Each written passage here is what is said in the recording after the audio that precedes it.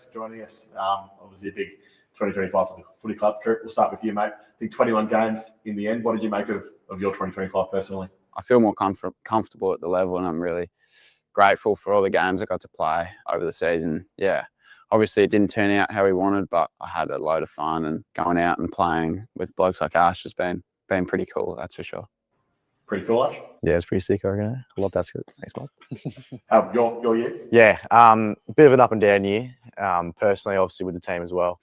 I thought towards the back end of the year, being able to build some form and momentum and being able to play the last, I think was it 9 games. Yeah, pretty cool to be a part of and take that momentum into next year. So really excited for that. What was it like coming through with not only yourself being out there, but I think it was 6 or 7 blokes under the age of 21 for those last few weeks? It must have been really exciting for you. Yeah, no, it was great. Makes it a lot more comfortable out there. Obviously, even debuting with Scoop and being able to play the last 9 games with him, being out there with him just makes me feel so much more comfortable, and just love being out there. Coop, you've got thrown some pretty big roles, pretty different roles throughout the year. Half forward, wing, inside mid, tagger, sub. How important will that be for you for your development going forward? Yeah, I think it'll be really important, and to be honest, I think it's probably opened my eyes a bit to what I can play. And I feel like before doing that, I always saw myself as just a mid, but I feel like now I'm confident that I can play a number of roles, and yeah, so I'm really appreciative that I got that chance, because it does test you mentally to be able to adapt in those different roles. But yeah, I'm really grateful that I got the opportunity. Yeah, those 2 games against Carlton and Noah Anderson, who 2 of the premium midfielders of the competition. What did you learn from those 2 weeks? Yeah, both of those players are absolute amazing players, as we all know, but they showed me what it's like to be an A-grade midfielder in the comp. And yeah, I learned a lot. I sat down after those games and looked through a lot of vision and came away with some really strong points that I can chase in the pre-season. So it was really good. Ash, one of the first things you said last pre-season was you can't wait to play on the MCG. Then you got that chance. Was it everything you ever dreamed of? Yeah, it was the best. Obviously, my first game on the G didn't really go as planned. Had a bit of a horror, but it's being out there in general was just the best. Running out, seeing the whole crowd. Yeah, love being out there. Looking forward to hopefully doing it more next year. You had that season in the VFL, which you had to earn your stripes to get to the team. How important was that for you to kind of, when you got back into the AFL team, to not just be there but really make an impact? Yeah, really important. It just really shows me the importance of consistency, no matter what level you're at, on field, off field as well. I feel like the off field stuff, the stuff you do behind closed doors, really has an impact on what you can do on field. So, Coop, Bossy mentioned in a press conference a few weeks ago that he had a chat with you about, I guess, never losing that gratitude that you've got. Can you take us into that conversation that you had with the coach?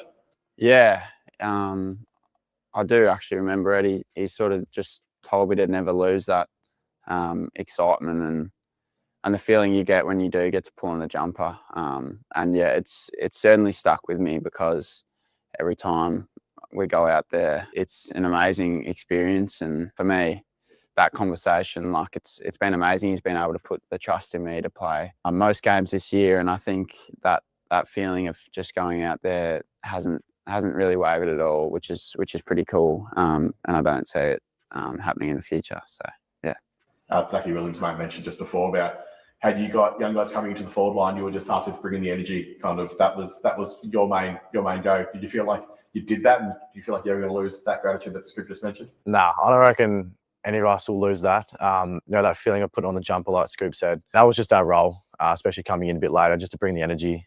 I feel like us as a young core, I reckon we did that pretty well towards the back end of the year. So, yeah, so much excitement for the 2026 season from what we saw from those young guys. Who are you most excited to kind of play alongside next year? Who did you love seeing or training alongside this year? Oh, it's a bit biased, but I'm really looking forward to playing with the Campos again next year. Played with them for pretty much my entire life. So, hopefully we get to put on the Guernsey on together next year. So I'm really looking forward to training with them in the off season and getting into 2026 with them. Okay, good. Yeah, probably hard to go past Jagger, but no, I'm excited to get back and see him fully training again. That'll be pretty cool. So yeah, I'm really, really pumped to see him. And but yeah, all the young boys, I'm just keen for the way that we're going to start pre-season. I feel like we're a really tight group, and yeah, I can't wait to just keep building more memories over the off season. At the other end of the spectrum, I guess you have been the ones who have helped you. I think I've noticed that you might have gate crashed Crippers pre-game warm-up a few times this year. Cripper's been really good at just guiding me and showing me the ropes. But yeah, Ches and George and have probably been the two that have really helped me this year. Just seeing the way they train and the way they review themselves during the week is, it's taught me a lot. And I think, those two boys, I can't wait to keep following them through the preseason. Ash, what about you, mate? Who's really helped you get to where you are now? Well, there's a lot of people that really help. I like to pick, the brains of different players and try and be like them and, put my own little spin to it. So Hainsey's one. I worked with him a lot throughout the off season and pre-season. Obviously, a lot of my aerial stuff. And then you got Walshy, Zachy Williams, Razzle as well. He's also been a big one. Even Lewis Young too. So those players, really shaped, the player and even the person as well that I am and want to be in the future. So really looking forward to doing the same thing next year. You mentioned excitement a fair bit, which is so good to hear. But what about the hunger for what's to come? How hungry does the last kind of 2 months make? I think it was that Melbourne game where kind of you had a big group of you that kind of had that win together and first wins and that kind of thing. How hungry does it make you for what's going forward? Yeah, very hungry. Almost ready to get into training straight away. That's how excited myself, and I'm sure I can speak for Scoop on this one. Just really excited for next year and the years to come. I feel like we can really make an impact, and take this club forward. So really looking forward to it. Yeah, it's amazing the excitement like me and probably Ash get from just getting out there. But when you get that feeling of a win, it goes to a whole new level. So to be honest, I'm similar to Ash. I can't wait to just get into it. It's been a little bit of a weird period the last couple of weeks, just knowing that we're not playing finals and knowing we've got a bit of a break. But we've got to take the opportunity to reset over the break. But I just can't wait to get back into training, to be honest. What about your relationship? Obviously, you had two pretty different journeys to get to this point, but debut together, your rising stars together this year as well. Both signed contract extensions with the footy club. Tell us about your relationship over the last year and a bit. Yeah, it's pretty cool being able to come into this club every day. But when you got blokes like Ash by your side, it's it makes it even better. So I don't know. To be honest, it feels like I'm back in school and just hanging out with my best mates every day. So it's pretty cool. Oh no, exact same. I love being in with Scoop every single day. As we were saying before, our young group, we're all really close. And I really feel like they just bring so much energy towards the whole club and the whole playing group, staff and everything. But Scoop really drives that. A big energy giver, good old Scoop. And I just love, being on this journey, with him. So I'm not going to let you get away with this. You mentioned off camera that you had a dream before your debut. I want to know about it. Scoop can back me up on this because it is. People will say it's weird, but it was 3 weeks before our debut. I said to Scoop, I was like, hey, mate, I had a dream last night that we debuted in the same game. And 3 weeks later we did. So I swear it's true. Like, I swear. I can. He did say that to me, so it was pretty cool. I'm grateful you had the dream, mate. That happened. And then just finally, message for the supporters that have gotten right behind both of you since you've arrived at the footy club. Ash, and you mentioned those games at the MCG that you wanted to be part of. How grateful are you for their support and hopeful to repay them in the coming years? Yeah, super grateful. They've got a massive impact on us. The support and the energy that they bring really drives us to play the best footy that we can and to be the best people that we can be. So, the support means everything. And yeah, very similar. I'm just very thankful for all the support we get. Me and Ash are still pretty amazed when we look into the crowd and sometimes see our number. Like it's a pretty special thing, and it sort of gives you that buzz that I've never felt before. So I'm just very thankful and can't wait to see everyone next year.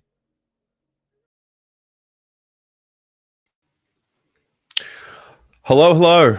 Joe Adamo, welcome to the Blue Abroad Show. It is good to be here as always. It is, mate. It is. It is Monday, the 15th of September, and I'm tucking into a tea, and I've got a custom cookie. Do you want to know what this one is today? I'm sure you'll tell me. So I don't know if you know, but Christine, who's in the chat, got custom cookies made with all the favorite moments of the year. So I pulled out tonight's cookie, which is the Nick Haynes apology form. Now, can I say something? I won't be signing that form. I'm not going to sign that one because if you look at preseason predictions on our podcast, I said very, very solidly Nick Haynes top 5 BNF. I'm ready to put $100 on that right now. No problem. He could be top 3.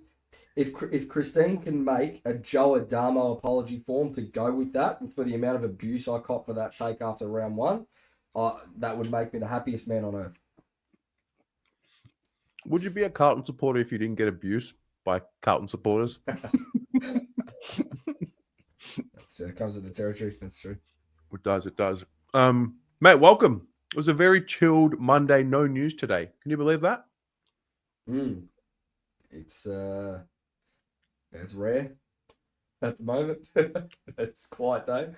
Honestly, today I was doing other things, and for a little moment there, I was getting a bit restless because last week, I reckon I was filming 2 videos a day, sometimes 3, just trying to stay up to date. And in some ways, I was waiting for some breaking news to happen. But then I think when the Merit story started growing, which I don't know if we want to talk about that tonight or if that impacts the Charlie story or whatever, it became a pretty cruisy day. But I don't want to talk too soon because we might have breaking news tonight. No, the one thing that we did get, it was good news, was we saw Jagger Smith doing some extras in the preseason in the gym. That was nice. Some good footage there. So he's ramping up his schedule going into preseason. Hopefully he can get a full one in and attack next year to the best of his ability because he's going to be he'll be a game changer for us. I'm excited. I think he's, of all the off-season recruits that we could get, Jagger is the one I'm looking forward to seeing most because he's basically an off-season recruit for us this year. What do you think about it? He is. He is. Yeah. Jay Baggers, good evening to you. You're right. Lucas Koutoufidis won a league BNF over the weekend. Are you across this? No, I'm not. Yeah. No. So what BNF did he win? He won. I'll tell you right now.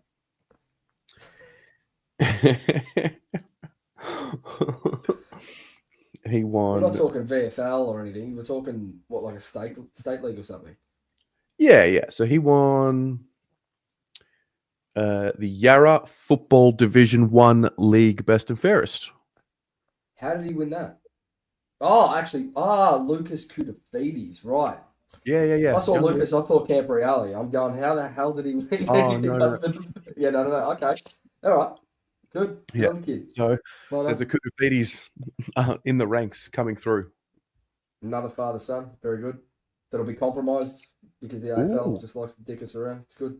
It's nice. Ooh, hold on a minute. We have breaking news. Righto. Like literally right now. Carlton has made redundant 3 female employees who filed complaints about the conduct of a senior male staff member and alleged misuse of club raffle money. Okay. Are you across this? Nope. Okay. First I've heard of it. I might do this again because I went down a rabbit hole. Right. You know what I'm like. Yeah. Okay, I'm going to play this again. Some of you may have watched this with me on Friday, but if you didn't, we're going to do this again because I just couldn't help myself, right? I reckon it was semifinals preview. And I reckon it was 10 minutes and 39 seconds. All right, I'm going to play this and then I'm going to show you my working out and how it came to be. So take a listen to this. And I'm going to do my best to read this and then keep the source anonymous and the club it's about anonymous at the same time. So stay with me because I'm sure I'm going to absolutely muck this up and everything will be revealed here. But it says, keep this anonymous, gents. Early this year, there was a general manager of a football club who was quietly removed from his role over internal management issues. This person previously worked there in the membership team and they still have connections to the club. From what this person has been told, he was asked to resign and any involvement in the AFL to discover he had misused funds associated with a membership part of a club where people would buy this certain membership, they would go there, and it'd be like a sort of different access that you'd get with this membership to former players, access to like food and beverages and different seating arrangements. The money that was raised through that was supposed to go through towards supporting the club and the players, AFL and AFLW players. Instead, those funds were reportedly spent on staff nights out, covering rounds of shots, drinks, and similar expenses. I saw this firsthand many times, and $50 notes were flying around everywhere on staff nights. More concerningly, it's fact that some of the money was used to pay for lap dances for casual staff during visits to strip clubs on these nights out. Senior leadership was apparently unaware this was happening at the time and then found out through a couple of lads who quit and then reported it in their outgoing meetings. We got a club out there paying for lap dances. What is Rosebery Tourak doing? Right, Rosebery Come on. We got a club out there saying, yeah, buy this, and guess what? We're going to have an absolute field day at the club with it. Unbelievable scenes. That's not what you want. Now, you know. I know who it is. You're not. How do you feel about that all? I'm afraid if I speak, I'll say too much. For me, Right. So there's that. And then what I realized was, do you remember this story earlier in the year?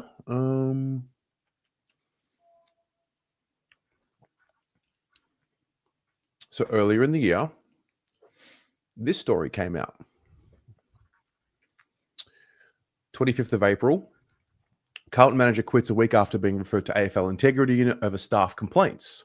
Yes, I do remember this. A manager at Carlton has quit after being referred to the AFL Integrity Unit after complaints from staff. The Integrity Unit reportedly was confident it was a matter the Blues could handle internally, though confirmed they had been in contact with the club. The Blues confirmed to The Age on Thursday the person in question has resigned from the club. While the club is not in a position to provide commentary on individual employees, the club wants to make clear this matter is in no way related to any gender-based misconduct, and any such insinuations are inaccurate and misleading. The club's first priority is, and always will be, its people, and this is at the forefront of the club's handling of this matter. The manager involved was not stood down, but was reportedly coincidentally on scheduled leave. It has been turbulent. Yeah, this was right after 0-4. Okay? So then I got a little bit interested. What did I look at? I went to look at the financial report of, Carlton Report 2024, the annual report, which came out on the 4th of December. Okay. So I'm like, hang on a minute. Right. So then I'm like, okay, hang on. General managers. Who are the general managers? Okay, well, I can tell you right now who the general managers were this year. Right? So we've got, where are we? General manager of commercial, Mr. Webb, he's still there. General manager of strategy and growth, Vanessa Gigliotti, still there. I believe Donna Price, general manager of people, culture, and community, is still there. Gavin, general manager of media, communications, and marketing, he's still there. Brad Lloyd, well, this was not a Brad Lloyd story. Thomas Crooks, definitely not him. He's still there. Graham Wright, well, he's still there. Definitely wasn't Brian Cook. It was this fella, Mr. Geese. So anyway. Okay. However, now there seems to be another added element to the Well, story. that's what I'm saying. So what are they? So we've sacked the three women, the three female employees who filed the complaints against him. They've So what been does made that mean? redundant. How about we just get this article up? Redundant. Yeah. Let me see if I can do this on the fly. Supposed to be a slow news day, but anyway. Can't access the article. Got the paywall. Okay. Anyway, Joe. Well, you'll just have to do one of your videos on it, breaking it down for us, mate. After this. Well, just another window into the great culture that was happening this year. Well, I'll tell you, this is what I've said. This is just another layer, right? So I've said this to so many people now when you reflect on the season. And there's no other way that I can see it. Give me any club in the league that would survive their president getting their puts out on Twitter to start the year. ACL to your pick three coming into the season. Patella tendon to one of your main leaders of the football. This is all before the season even started. Those three things, right? Then Brody Kemp kicks 5, 8 Achilles tendon the next week, ruptured. You've got Brian Cook, who was a CEO but wasn't, decided to throw the toys out the cot basically in April. So we don't really have anyone leading the football club, even though Graham Wright's sort of overseeing everything. Mate, give me any club that survives that unscathed, and the on-field performance. Oh, and then add in this that we're paying strippers with membership money.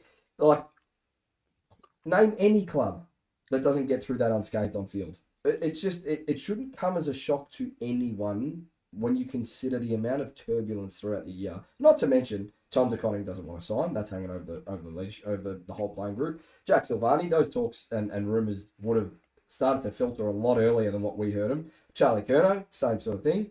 There's way too much turbulence throughout the footy club for us to even think we were going to get close to showing any sort of winning form on field this year. Like, we're just kidding ourselves. You've got to get that right, man. And it sounds like, and I'm confident, with the changes being made, that the culture is going to turn around very, very quickly this offseason. If for nothing else, the culture's got to change. I'm going to play a little game shortly, right after this, where we're going to identify some of the coulda, woulda, shoulda moments, right? So this is the article that's just come out tonight. Carlton has made redundant 3 women who filed complaints as part of an investigation into the conduct of a former senior staffer and alleged misuse of funds despite promising their jobs would be safe. Oh, they've got the photo of him. There we go. The Blues accepted the resignation of their former general manager of consumer business, Daniel Geese, in April, following complaints about a management matter. The club at the time stressed the issue did not relate to gender-based misconduct. The Herald Sun has confirmed 3 women who stepped forward as part of a whistleblower service have been let go. The concerns related to the alleged misuse of cash raised through club raffles at staff events and gatherings in 2023. Victoria Police and the AFL Integrity Department were also made aware. The women detailed grievances during the club investigation, which led to key meetings with senior members of Carlton's Human Resource Department. Some of the meetings where the women were asked to detail all their experiences were held at an off-site cafe between April 1 and 14. A submission was lodged to the AFL whistleblower portal in April about the matters. While the women involved were assured their jobs were safe as part of the investigation, their time at Carlton has officially ceased after the trio were made redundant. They held various roles in the club's off-field staff, but Carlton has since undergone a restructure, changing multiple positions in the consumer department. The club told the women their redundancies were unrelated to the investigation about their senior staff member in April. The club said in a statement to the Herald Sun on Monday it completed a club-wide restructure to enhance its on- and off-field operations. The Carlton Football Club has recently announced changes to its workforce structure following a finalised handover of the club's CEO. These structural changes are part of the club's reset in preparation for 2026 and driven solely by the need to improve performance in key areas of the club to better meet the needs of its stakeholders. The club is aware of speculation that these changes were made for other reasons. This is incorrect. The decision to restructure, which includes 4 changes to the club's executive team, there we go, 4 changes to the club's executive team and their respective departments, was made following a thorough review and is designed to enhance club operations in football performance and areas that better service members and strengthen their connection with the club. I kind of like how this Good read. statement. Yeah, Nice statement. That's good. yeah. Fuck around and find out, Joe. No, I like it. It's good. Very good. Yeah, I mean, you can only take that on face value. You know, if they're saying it's not related, it's not related. But I doubt it. We I are doubt it. a bunch of schmucks. I don't know, mate. Let's like I be said, honest. look. Like I said, this year I have forgotten about in terms of how this club was run. I hope we never ever see an administration of this football club like we did across 2025 again. Mhm. Based on what I'm seeing at the moment with Graham Wright, you can only trust the process, really, at this point. Like, I feel like feel like it's all back on the right track. There's just some dirty laundry being hung out to dry at the moment. Really, that's what we're seeing. Yeah. I mean, yeah, just it reads like, all right, let's focus on what matters, which is football performance. But I mean, I don't know. For me, there's no trust. That's gone. Because now I look back at when I did have the trust, and that was, Sayers and Cook leading the charge 2023. And I'm like, all right, fair enough. You earned the trust, but did they? I mean, they did. I said it. I trusted them fully. The Geelong game last year, they franked the form for half a year. I was like, that's it. This is it. And then, I don't know, like we found out through Sam Doherty, they got ahead of themselves and they're mentally weak as piss. That's what they are. Well, that's from the horse's mouth now. Sorry, we've speculated on it for years. That's from him, mate. They're mentally fucked. That's what they are. It's true. I saw a comment before. I'm actually just reflecting on how I've been speaking tonight. Someone said before, you could tell that Joe's just checked out because of the tone of his voice. Maybe I have. I don't know. I don't feel like I'm as invested in this club as what I used to be. But I don't know. Bring me back on board. We'll get there. Show That's me why next you're here year. tonight. That's why you're here tonight. It was funny. Pommy was on. Was it last week? Was he on last week? Yeah. And he took a good 45 minutes to warm up because he's been covering, the league, and it was almost like, ugh, all right, you're gonna bring me here on a Monday night, talk about this shit. I've had a nice break, not having to talk about this on the podcast, but we'll come back around. We're all good. We're sick. I'm still sick in the head. I've never lost that sickness. It's there. Yeah. No, look, because at the end of the day, the next most important thing right now is getting the club back in shape. And I was watching that little bit at the start there with Ashton Moyer and Cooper Lord. And so I'm thinking, okay, disastrous year, all of that, all the above. Yep, terrible. How do we make sure that the infection doesn't hit these kids who right now are fine? They're on a nice little trajectory. They're going okay. They've shown some promise. How do we make sure that they, we don't go through this cycle again and they aren't infected? You got the rot. Pretty simple. And I think that's what we're saying. And I know where I'm at. And I don't know if people are coming around to the idea of distancing themselves from every single part of this club for this off-season. But that's what I'm saying. There's a rot that ran very deep, and I think we're starting to see where that rot may have been stemming from, different areas and different people within the football club. So we'll see, mate. We'll see. It's like chicken and the egg, right? Because it's very easy for the club to position it in a way that say, oh, well, it was Charlie and Jack and, they were part of the problem and they didn't want to buy in. But hang on. They were playing for the club. Once upon a time, they were bought in. Yep. So how do you balance the blame? How do you do it? Like, do you have like a split of blame? I think not just saying this about our playing group. We're going to get into playing group tonight. You and I already know what we're going to discuss. But I think in general, in the AFL and in the footy world, what I'm seeing is that football players within our Australian sporting culture are very, very entitled. It feels like a lot of them are very, very entitled. And yet that applies to our club as well.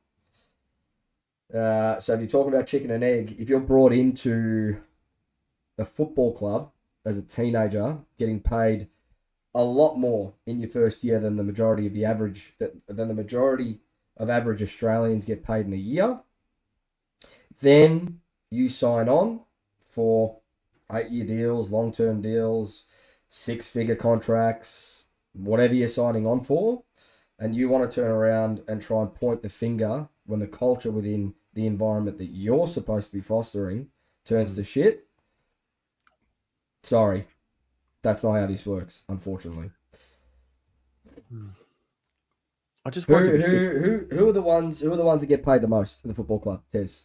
Like on average, with it inside the four walls, who would get paid the most?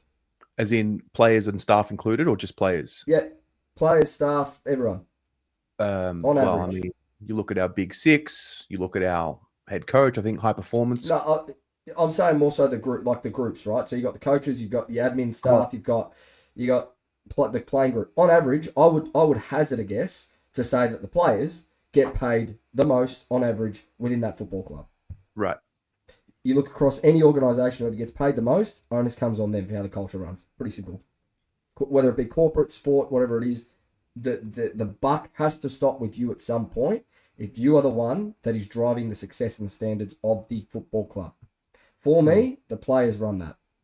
So, chicken and egg, for me at the moment, it's just coming back onto these players. I think there is way too much entitlement in terms of what they are owed and the amount of power that they believe that they have within a footballing environment. And at successful clubs and clubs with good culture, that's not the case. It's just not the case. And you can see it. Yeah. So I'm at peace with the fact that everything happens for a reason, and we are here today because we need to be here today because we needed to learn some lessons that we clearly didn't. Whatever. We're here today, and I don't like it, and I wish we were playing in prelim week this week. But when you reflect on this year, are there two? I mean, there's a lot that happened. There are a lot of little individual incidents and things that happened. What do you think in the scenario of what if, like the sliding doors? What are maybe the key two or three that you wish really didn't happen and we didn't need to be in this situation? That would have really changed. Yeah, that would have really changed the way this year played out. All right, I'll give you three. One would be Tom Signs pre-season. Right. For the club. Because that creates energy and togetherness and buy-in and everyone. All of that noise disappears. Number two, that our president didn't get his cuts all out on Twitter. That's number two. Has to be. Sorry, that's unheard of. That is genuinely unheard of. So that's number two. Number three.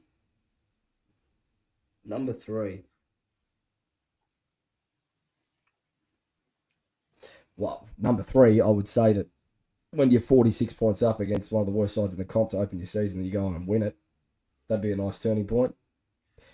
I dare say that wouldn't have resulted in 1 and 3. It probably would have been 2 and 2 because we were clearly lacking confidence after round 1 and what happened there. Like, is that flow-on effect of the second half fade-outs? Was that just a mental thing that happened because we couldn't put a lot of it in round 1? I'd say it's a big part of it, to be honest. It's always there. Plays on the psyche. So they're probably my 3. I dare say that goes a long... If those 3 get ticked off, goes a long way to changing some of the fortunes of our season at some point. You would think. Maybe it's a bit unfair to restrict you to just this year because maybe some things happened years ago that are the sliding doors moments which lead us here. Oh, mate, I'll give you... Mate, prelim final. That was the one. And even in the lead up, I just could not believe... It's on a podcast that we did, I think in the preview.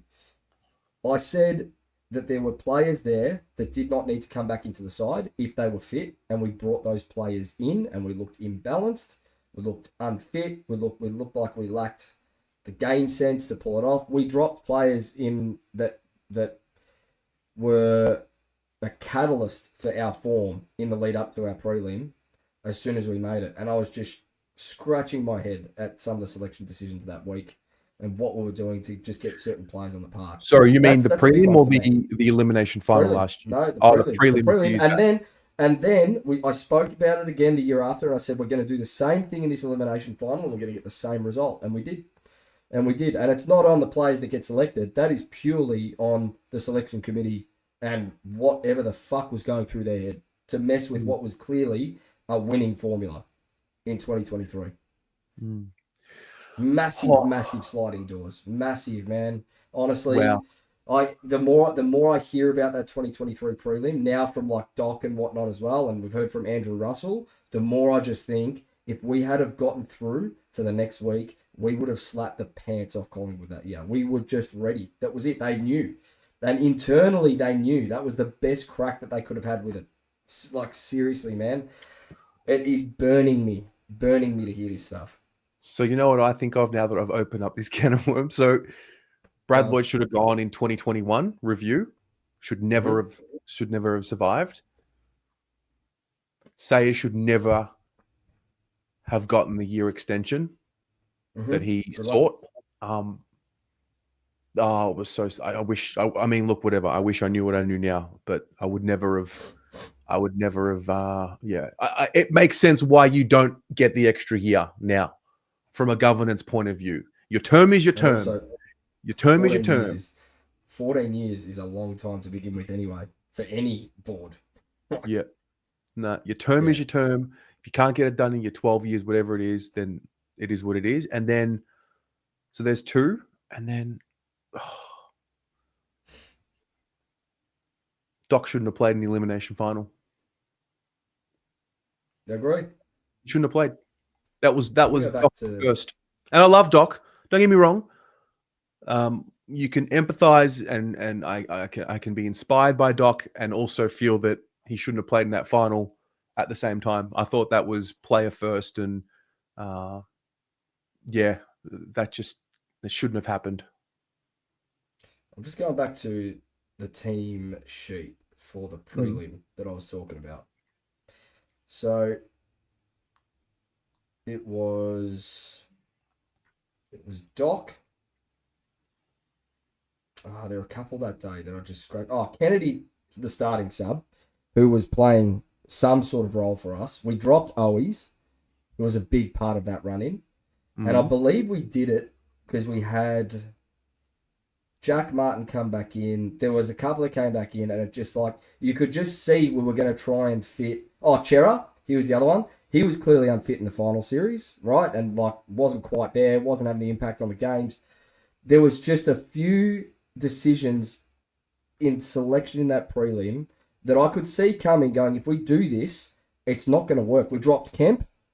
He didn't play. He had a brilliant year that year as a defender. He had a great. They played Boyd from great memory, lead-in. right? Is that We what happened? played Boyd. Like there was 2 or 3 decisions. I think, did Cunners play or did he get dropped? Cunners got dropped. Like there were just 2 or 3 things where I went, this just smells. And like, we're 5 goals up at quarter time and I'd forgotten about it, and then dropping the game.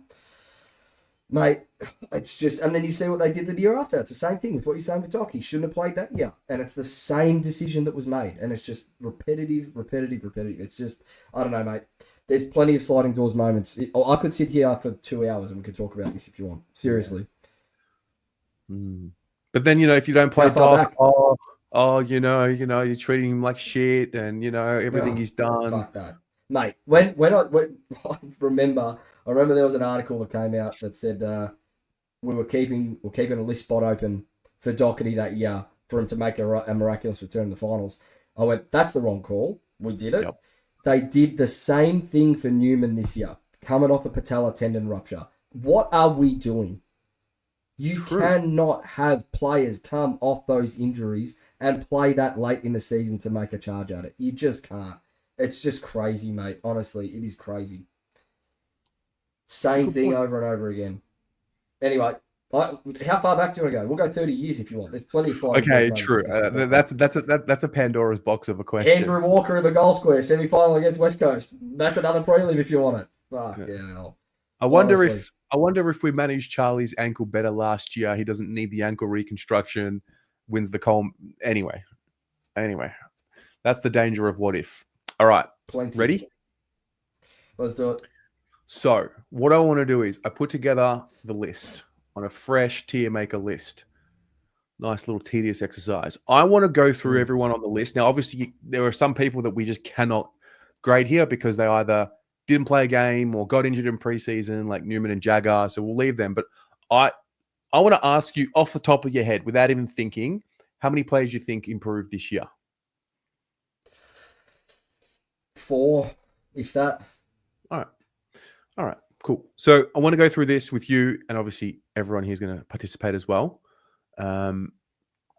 Significantly improved took the game to a new level in 2025. Some improvement, so showed growth, but not quite a breakout. And we can debate this back and forth a bit. Stagnated, basically the same as last year, no leap forward, and then went backwards. Yeah, injury, form slump, or simply just didn't deliver. I want to do this one by one and see how you play out. I'm mindful of doing the people that aren't here, so maybe we can whatever. Let's go with Harry Mackay. Stagnated. Yep. I would agree. Can you say he went backwards based on how much can. he missed? And there's context to it as well, like for a number of reasons. Actually, I might actually say that he went backwards. Okay. Showed a couple of games. Yeah, you know what? All right, I'm on board with that. That's all right. Yeah. Ashton Moyer. Some improvement. Yep. I would say we saw a bit from Ashton. Yep. Showed growth, not quite a breakout. I think that's, yep. Lockie Cowan. Oh, significant improvement. That's my future captain right there. Yeah, that's the Tom Oh, Stewart mate. 5-time. This kid has it in spades. Yeah. Adam Sard. Went backwards. Yeah, I think I would agree with that. Yeah. Ollie Hollins. Some improvement. Some improvement. Yeah. And I'm only saying this because I still don't think he's locked down his position on the park. Okay. I don't think he played as that winger consistently enough that we need him to be. I'm saying some improvement because he was getting a lot more of the footy, but it was also in a much more uncontested role off half-back. So can he translate that to more of a forward half game when required? Fair. Yeah. I'm not sure. He averaged 19 possessions, which was, you know what? Yeah, I would. All right, I'll agree with that. I'll agree with that. He's also 3 years into the system now as well. Yep. So you've got to kind of take that into a bit of context too. Not quite breakout. Not quite a breakout, but he definitely showed a bit of growth. All right. Agree. Chera. Future leader. I'll just preface by saying he turned my opinion around of him this year. He is absolutely a future leader of the football club. Very excited about Ollie. Adam Chera.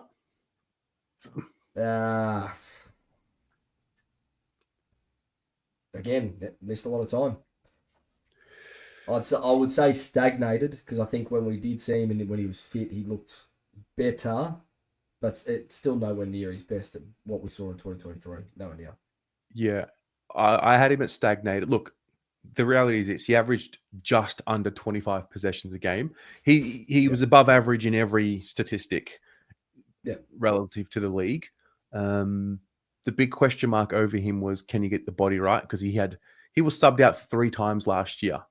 Had something like 5 hamstring injuries in 12 months, something like that. So got on top of his body. Then he got the knee soreness late, missed the last couple, played the 19 games, I reckon, for the year. Yeah, played 19 games. So, yeah. You say he played 19 games. That shocks me because I actually don't remember him impacting a lot. So, it's he the was out recency there. bias. I just don't remember seeing him. Yeah, I just don't really remember seeing him, though, too much. You know? There was a point somewhere in the first third or first half of the year, I remember doing the ratings, and we were noticing that Cripps was really moving out of the middle, and it became Chera and Hewitt's midfield for a hot minute there, and then it sort of fell away. Yeah. So, okay. Stagnated on that. Yeah, fair. What about Blake Acres? Went backwards in. You got a 5th tier? Or just unrankable? Mate, honestly. Love him. Still think he should get a statue outside the club for what he did in 2023, but by God, mate, he just fell through the floor this year. Wiedering? I don't think he improved. So you got to say stagnated. But again, it's a very high standard, right? He stagnated at a high standard. So, yeah. Also, didn't realize how many knocks he had this year. Knee knock against Oh, he Port played Melbourne through. first Yeah, time. yeah. He had the quad? Was the it the ankle quad this roll, year? ankle roll on yeah. Larky. We all thought he did his ACL in the middle of the MCG round 15. Yeah. And then he had the knee knock against Hawthorn as well. But he's always in the wars. He's always in the wars. No. Weeder's been saying that he stagnated isn't going to be the same as saying that others stagnated. I think he just did what he does. Patrick Cripps. I mean, you got to say he went backwards, right? How many coaches votes did he get? He was like 100. It was a ridiculous amount of coaches votes, less than what he had the year prior. Okay, so he's coming off a Brownlow year, so he's clearly gone backwards from the Brownlow year. Like, are you ranking this based on their standard? You have to, right? So yeah, the standard that he set was standard that he set was elite, and he definitely went backwards from what he produced the year prior. All right. Pito.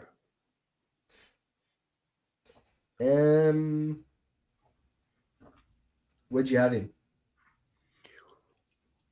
I had him as stagnated.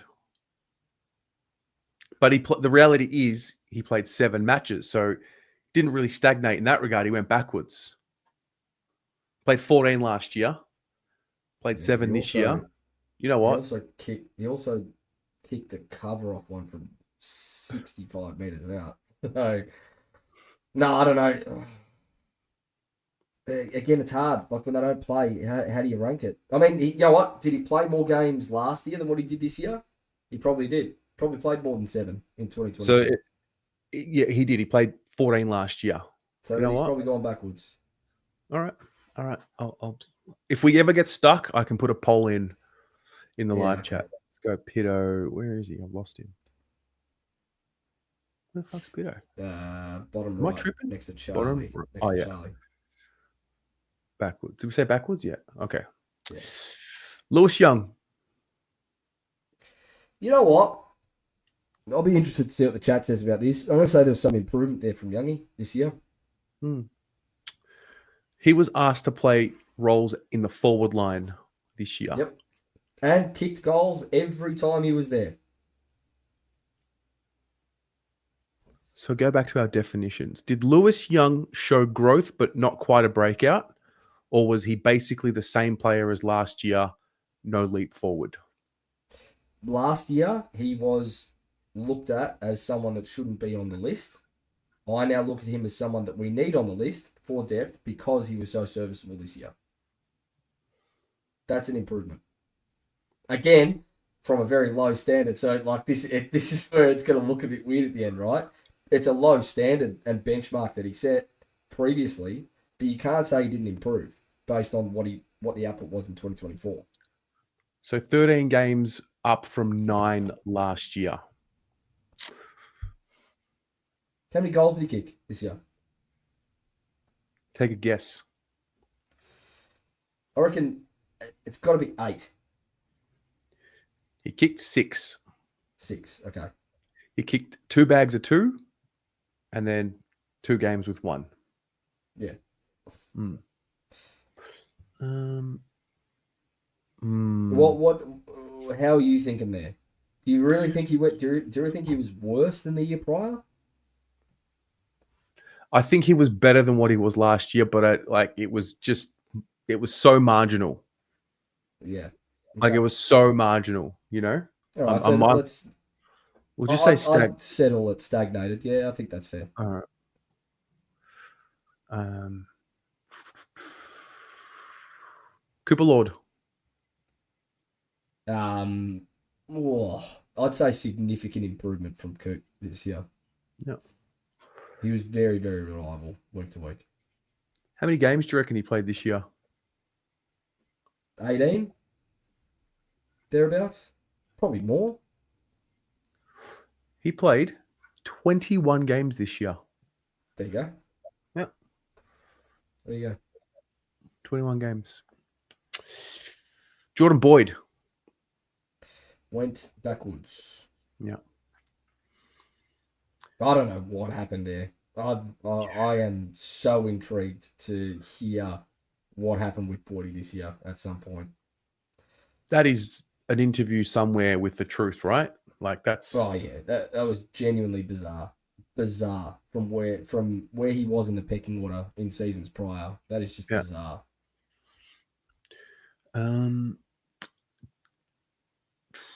Brody Kemp.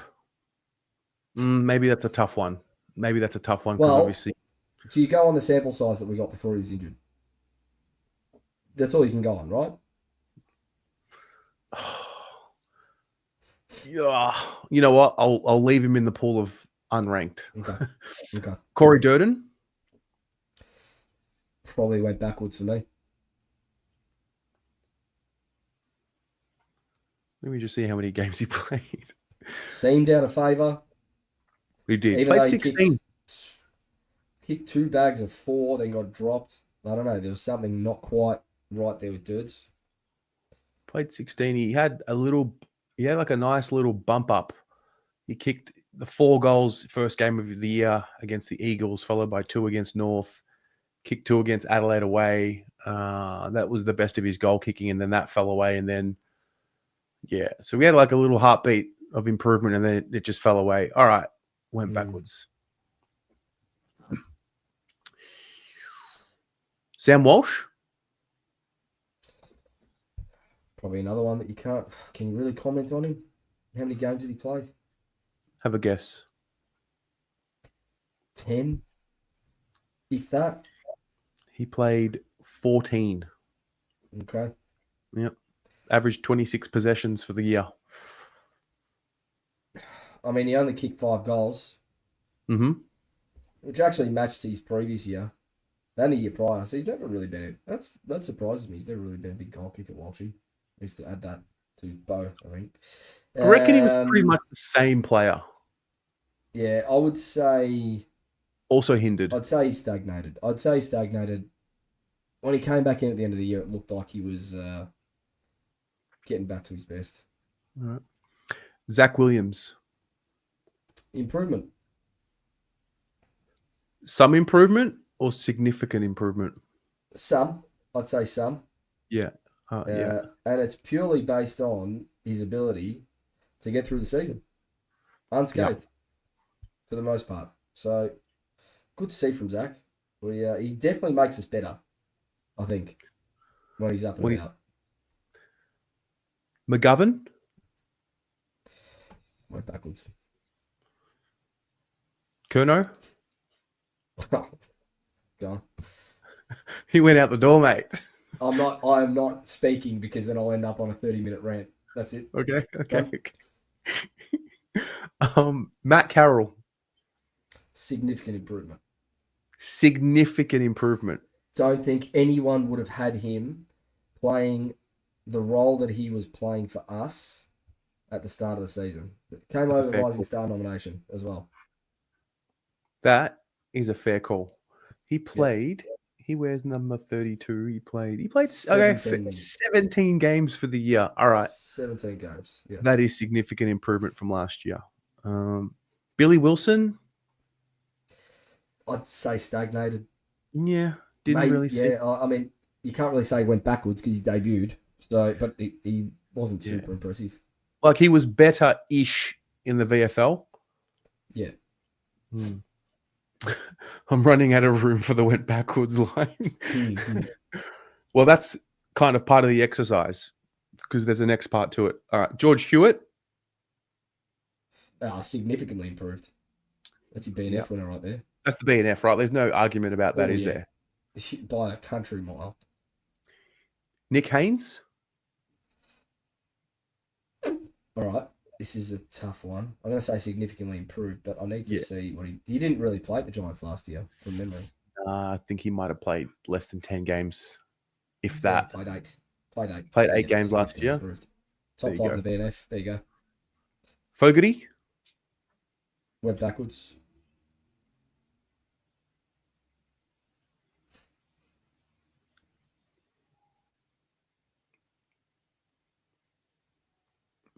Francis Evans. All right, I'm going to try and do this without the emotion because I'd say he's been the biggest improver on our list, but he improved somewhat because it took him some time to get going. If he continues that to start next year, holy shit, they're gonna have to produce about 1 million Francis Evans badges. I'll tell you, I'll buy all of them. All right. Jackson Binns. Went backwards. Were you surprised to see him in this trade talk recently? Like he's got a year left. Weird one because I wouldn't have thought we'd have too much currency there for him. Like, why trade him? What are you really going to get for him?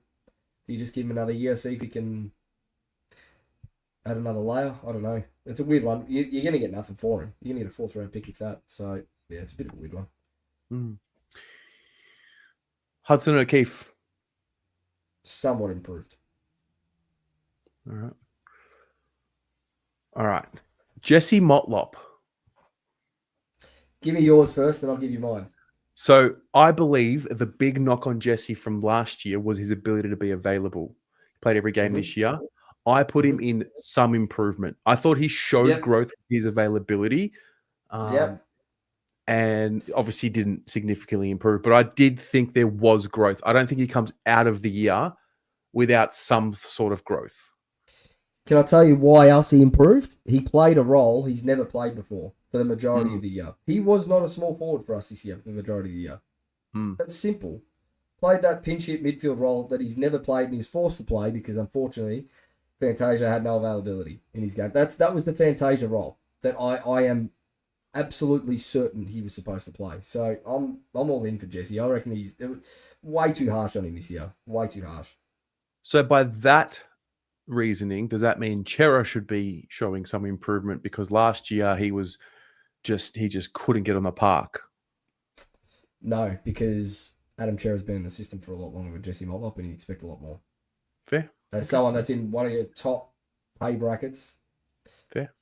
A little bit different. I mean, I don't know how to do this. Rob Monahan, Matt Duffy, I don't really like. Is it worth? No, you just don't rank him. Just don't rank him. Doc, can't really like him. I mean, he did go backwards and therefore he's gone. Orazio, Newman, can't really do. The Twins, like we'll leave them.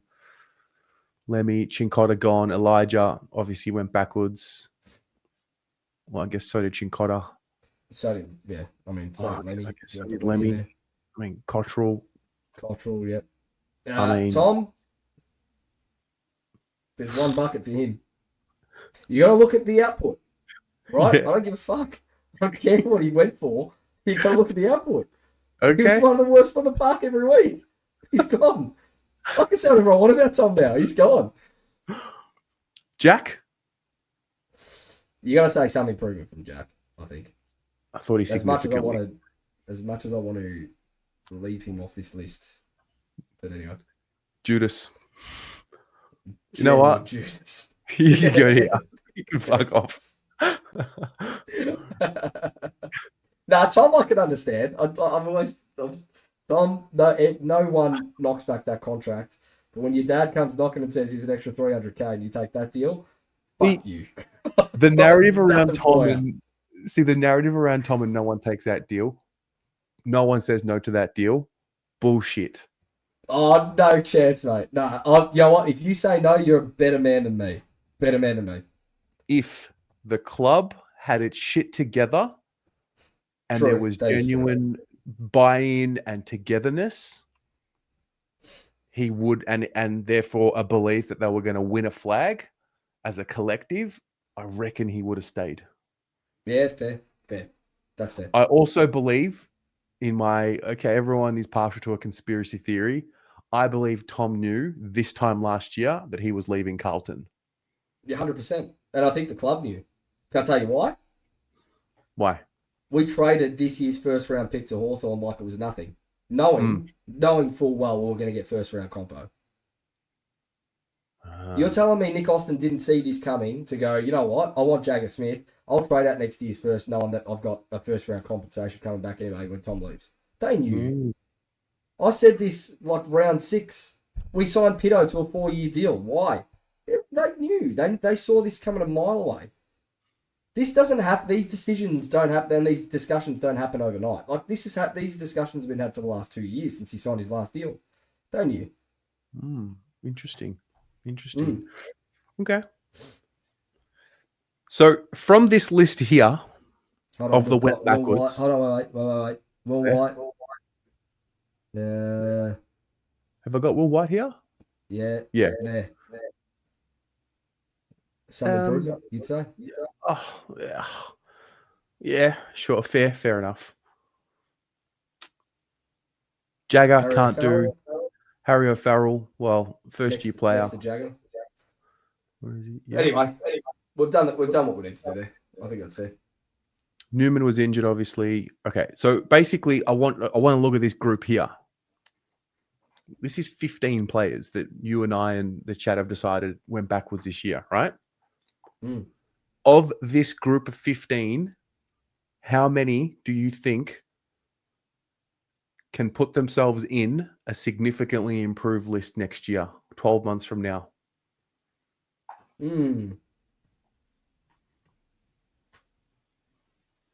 15 players went backwards. And you know what? There's more, because I reckon Doc would be in this group, Fantasia would be in this group, but they've already had this, decisions have already been made on them. So, okay, now what we'll do is this. All right.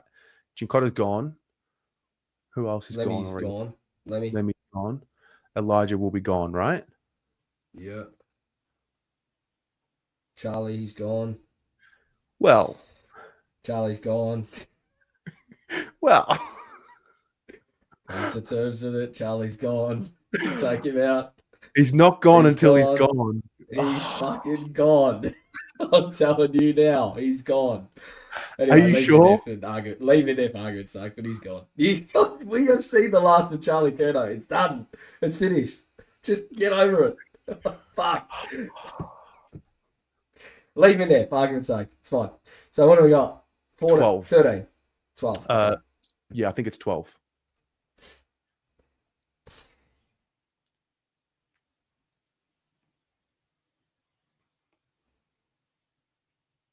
I'd like 4. I've got 4. And that's including Charlie, so it could only be 3.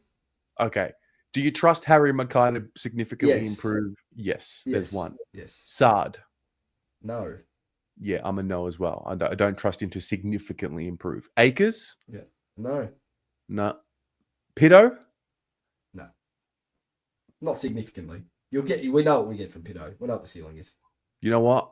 I'm going to say yes. Okay.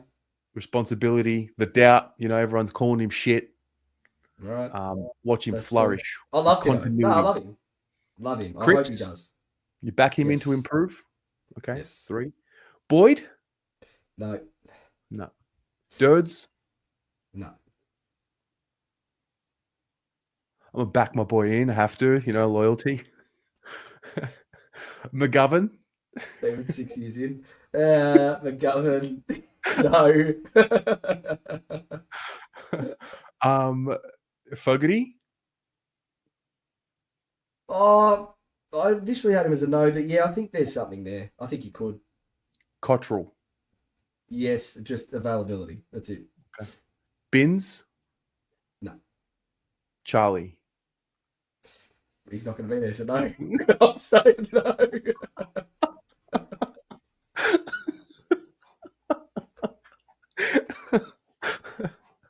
Might improve somewhere else, but he's not improving here, I can tell you.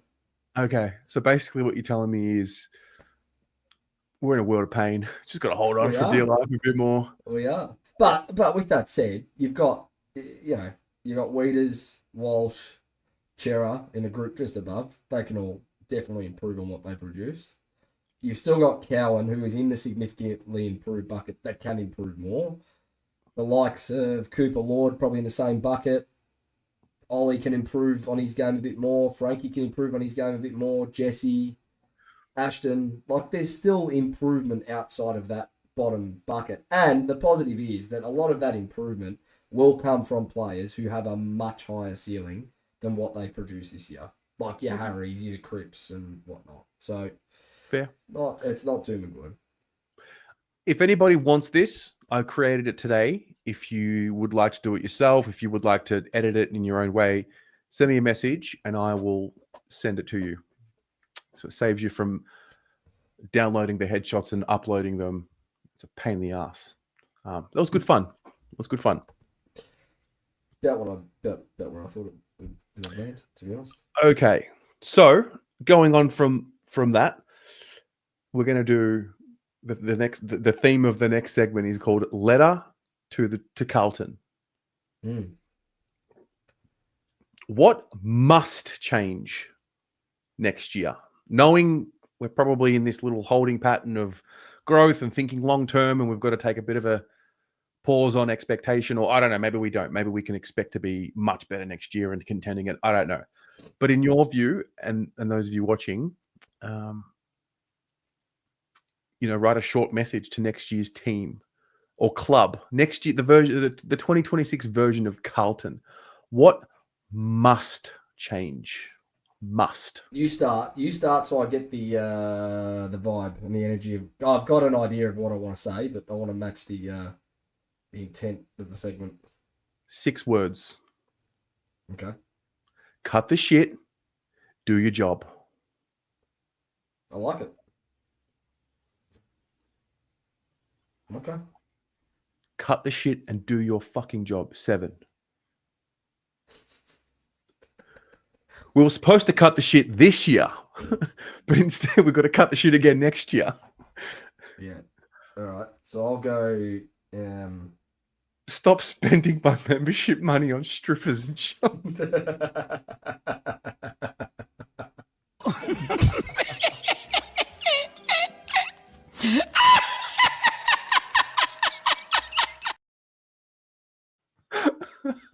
Says you win. Yeah, no, very good. Very good. All right, I'll go no bullshit. Football first. No dick pics. That's it. Fair. No bullshit. Football first, and keep your cutso in your pants, please. That's it. Just give us some stability. That's it. And just like all I want to hear about is how good we are at football. That's all. Yeah. It's not hard. Can we just not be such a drama-fueled circus of a joint? That's just like, fucked, honestly. Really? That's crazy. It's just crazy how far. Like, what has to fester? Such a short period of time. What has to fester in an environment to fuck around with money like that? Like it's a little thing. Really, it's a little thing, but it actually isn't. No, it's not. That is complete mismanagement of. Anyway, mate. Grow some balls and don't take photos of them. Correct. Yeah. With the anyway, I'm not going to touch that again. Yeah.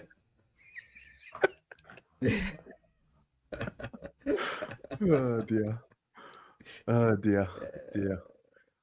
don't know, mate, honestly. I don't know what we're going to look like next year. I'm not making my mind up until December. We'll see what happens with trade, draft, free agency. See where we land. See where we land with the football department. Who else is coming in? Who else is leaving? And then I'll tell you if we're going to win 4 games or 14 in December. Do you think it's a live chance? Do you think it's a live chance that we go backwards next year before we take another step forwards? Yeah, I do. Yeah, I think there needs to be a bit of a cultural reset. My gut feeling right now, but it's flawed because we know of already 5 players now or 6 players that are gone without knowing what's coming in. So, right now in this moment before trade period officially starts on the 15th of September, and Tom's gone and Silvani's gone and the Doc's gone, all these guys are gone. It's just hard to it feels like we're going to take a step backwards, but I'm just mindful. I say it every year. I'm done living in fantasy land, but I said we'd win 16 games this year and make top 4. So I'm the wrong person to have this, give this I question said- to? I said 18, confidently.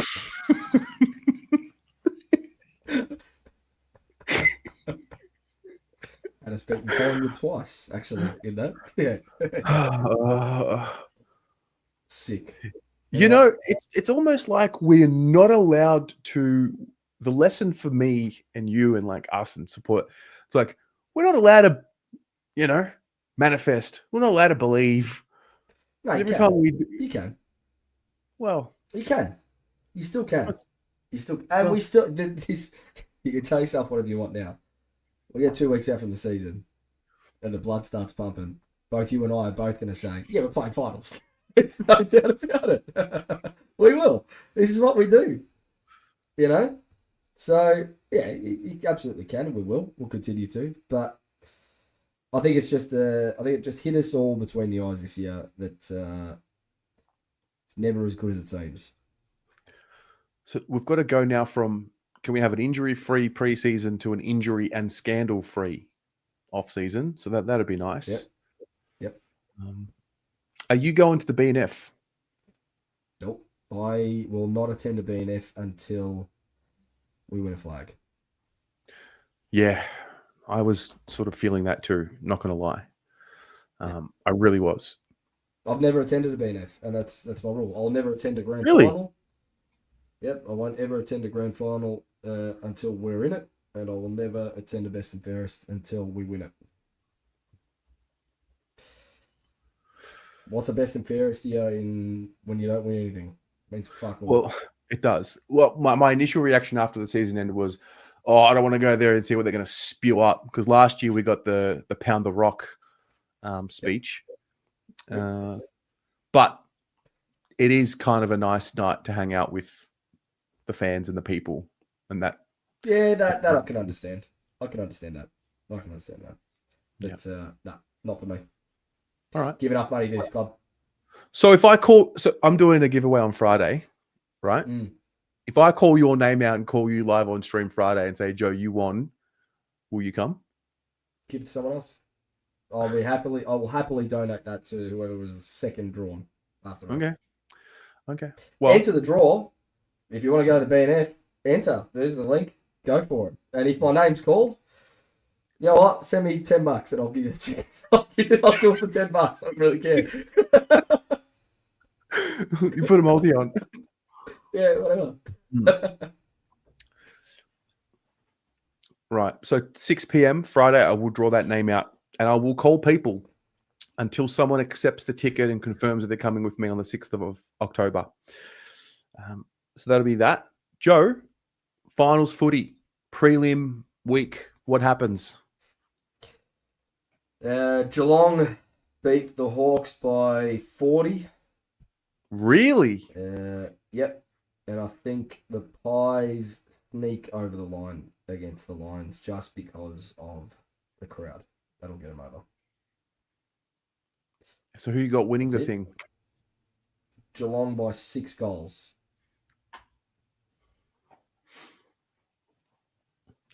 Some people might be hearing this speech for the 3rd or 4th time. Joe, what's the most dangerous animal in the world?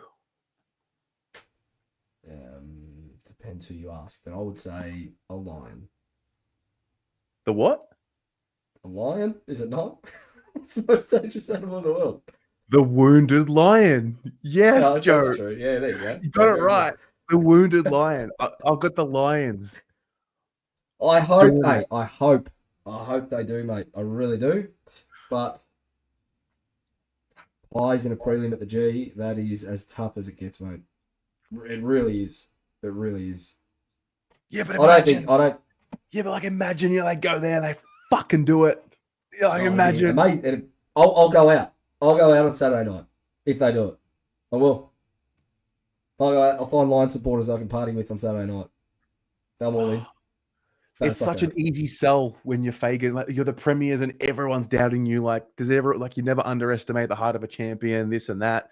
And then everyone's going to be happy that they win, and then they're going to be up in arms because they're going to get Oscar Allen and they're going to get Sam Draper and they're going to get I think they're getting an NGA kid potentially as well. Ridley, isn't Jordan Ridley going there as well? Oh, mate, Merritt's going, Ridley's going, Charlie Gurno's going to go. I hope you're right, but nah. Okay. Can't see it. Oh, mate, I hope you're right. I hope it's like GWS when they did it in 2019. I went to that game, actually. Really? And that was I had my Carlton jumper on underneath a big jacket. Final siren went, and I ripped that jacket off and fucking told them all, go fuck yourself, and then ran. So let's hope, but we'll see. That's brilliant. Yeah. What have you got on this week? This week, absolutely nothing. I've settled back into a routine with Gab. She's back now, so it's nice. We're just we're settling in, back to routine, back to reality. No more travels for a little while, and that's it, mate. Have some soup and go to bed. It's nothing else. I love that for you. Absolutely love that. Yeah. You? All right. What's the go on Blue Broad for the rest of the week? What do we got? More season reviews. I'll do more breaking news as it comes. We've got Footy Abroad tomorrow, Biased Footy Show Wednesday. Oh, I didn't ask. Have you been watching the W? I've watched a couple of games, and I'm very impressed with what I see by these girls. Very, very impressed. So I've been to every home game bar I missed last week, and I went on the weekend. They've done something to me. They've reminded me what it looks like. It can be a bit scrappy at times and it's not tidy at times. When you play with care for the monogram and pride in the jumper, what it looks like. Yep. Because I almost forgot about what that looks like. They love Carlton. They love being around, and they get paid way less than what the men do, and they fucking love playing the game and they love the club, and it shows. It really does. And they're improving, and they're genuinely improving. And it was great. I do need to get down to a women's game. I've watched them a couple of times on telly, and they look impressive. They look like they're much more polished than what they've been in past seasons, and the way that they move the football when they're on is genuinely exciting. I'm not even joking. It's genuinely exciting to watch. So Dana Finn is a jet, and they need to give her the ball 40 times a game. She's got this left peg, and she just hits targets. Erin Fitzpatrick, just a bullet. And then Goal of the year. Yeah. And then there's a defender, right? Her name is Poppy Schultz. I've only just figured out who she is in the last few weeks. She's 18 years old and just so brave, so courageous. I don't know. They've just captured my attention. I gave up on them last year and the year before, and I was like, the program's a joke. But this year I've just thoroughly enjoyed going to the games at Icon Park. Sophie Mackay runs the blood in that family. Both those girls are absolute jets. Genuine jets. Yeah. So Abby out till round 8. That'll be interesting to see how they get through. Abby's out for a while. I think they'll be all right. If they get through the next 4 weeks, finals could be on the cards for the Blue Baggers come December. Let's go. Could be. So the W show will be on Wednesday, and then got the Friday fan cams, and then next Monday there will be no Blue Abroad show. I am not here. I'm not around. So just letting you all know. Deserve time off, I would have thought. Yeah, just won't be in town. All right. Joe, thanks so much for joining tonight. Really appreciate it, man. Thank you, mate. Good to be here. Good night, everybody.